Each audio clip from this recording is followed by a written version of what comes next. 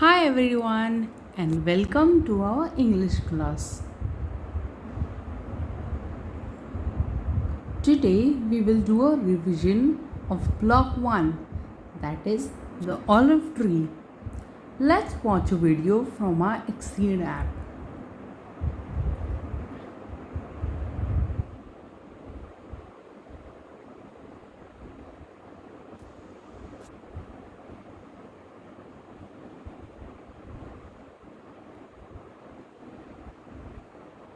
Tree by Elsa Marston. For many years, the stone house next to Samir's home had stood empty.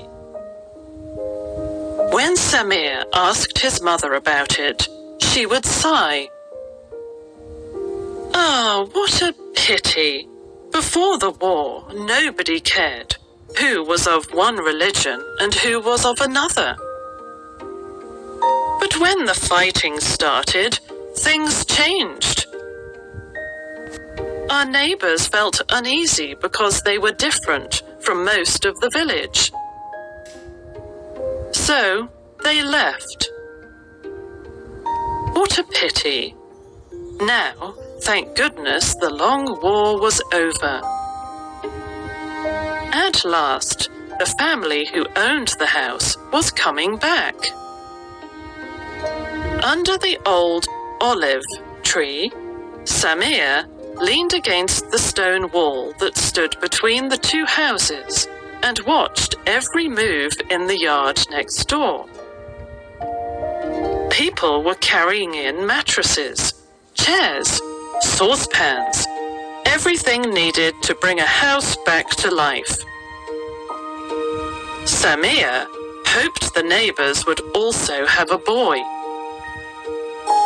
They could have such fun, roaming the mountainsides, kicking a football on the street, eating the sweet ripe figs, and climbing the olive tree. He glanced up at the gnarled old branches. That tree, his mother always said, gave the best olives in Lebanon. And what is life for the Lebanese without olives? Every year she pickled many jars with lemons and hot pepper, and his family had enjoyed those olives for as long as Samir could remember.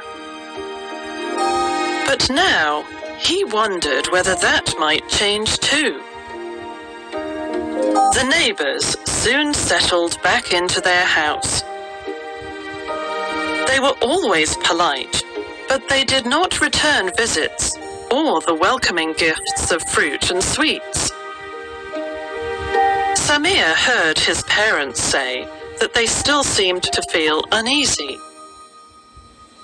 What's more, they did not have a son.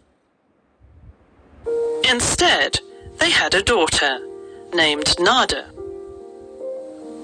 She looked the same age as Samir, but she would have nothing at all to do with him. Sometimes, standing by the wall in the shade of the olive tree, he watched Nada helping her mother or playing by herself. But he never saw her look his way. As the heat of summer passed, the green olives started to ripen.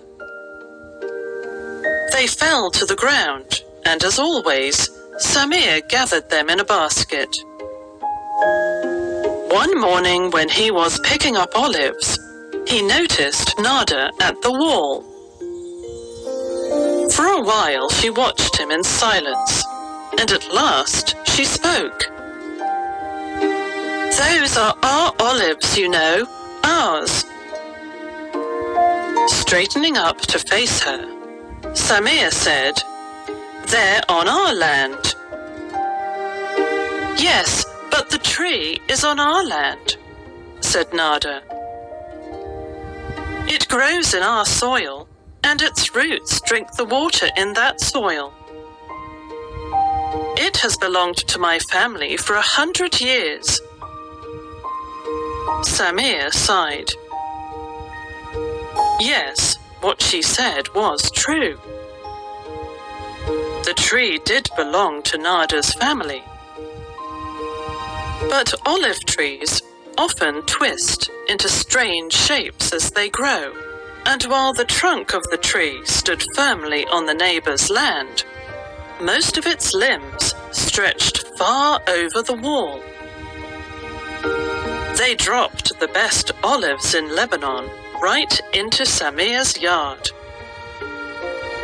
"Listen," he said. "All the time you people were away, we took care of this tree.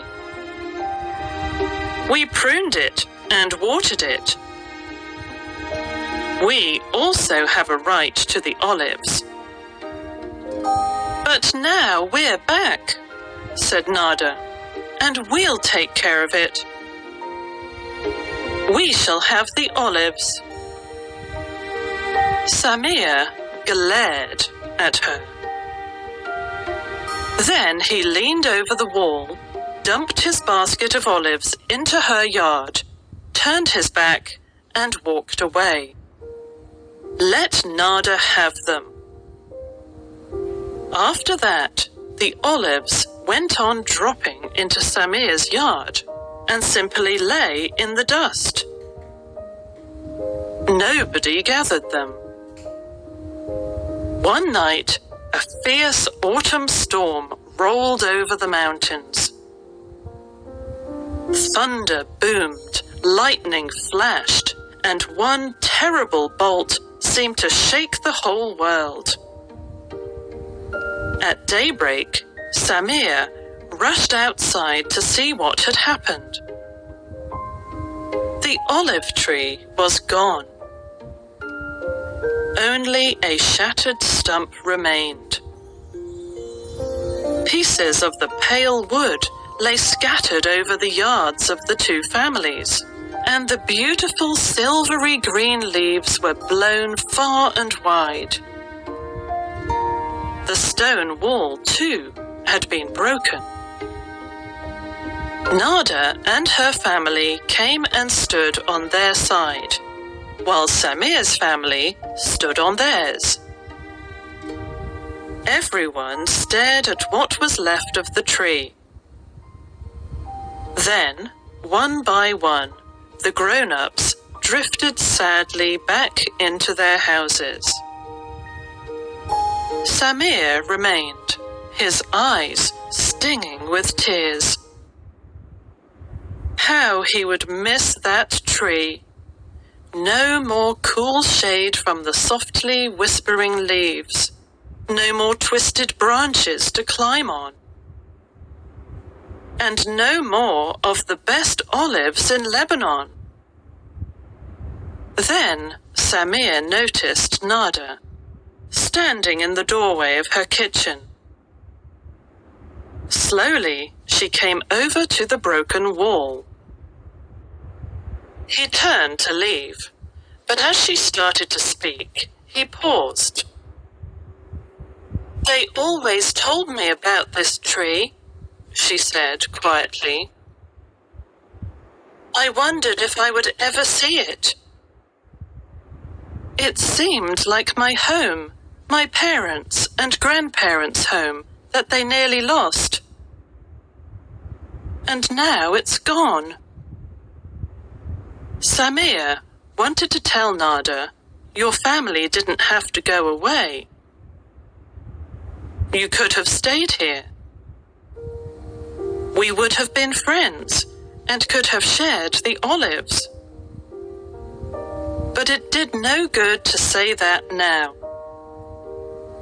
Instead, with a sigh, Samir again looked around at the two yards, both strewn with the wood of the olive tree. "Well," he said shortly, "at least you've had lots of firewood this winter. It's all yours." "Yours?" He picked up a couple of large chunks, stepped over the broken wall, and laid them next to Nada's house. As he continued carrying wood to her yard, gradually his heart ached a little less, for at least he was tending carefully to what was left of his old friend, the olive tree. Then, turning back from his third trip, Samir stopped short in surprise. Nada had gone over to his yard,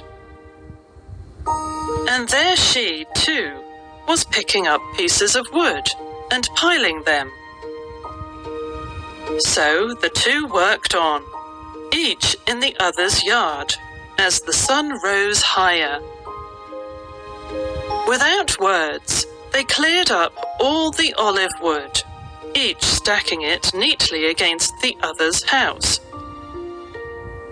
And when at last Samir went home, he found on the chair by his door a little pile of perfect olives, carefully salvaged from among the splinters and withering leaves.